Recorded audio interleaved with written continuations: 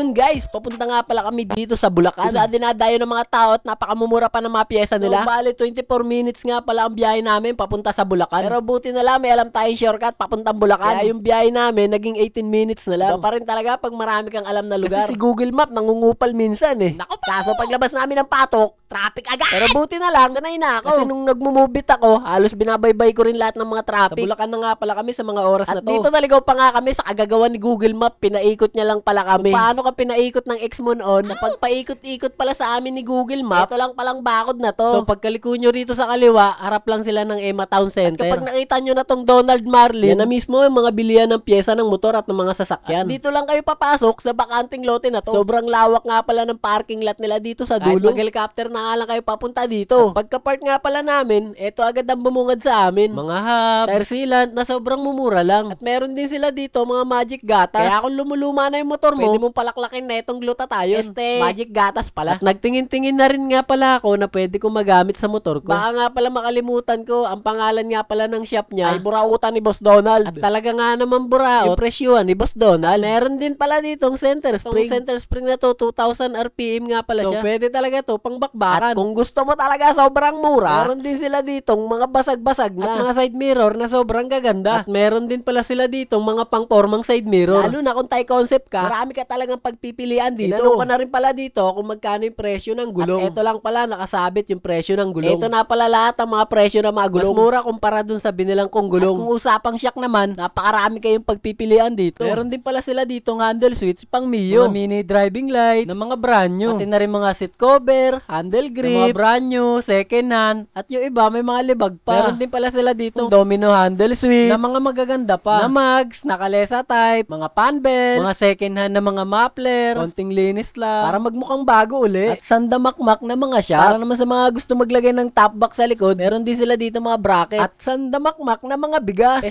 Pito pala to.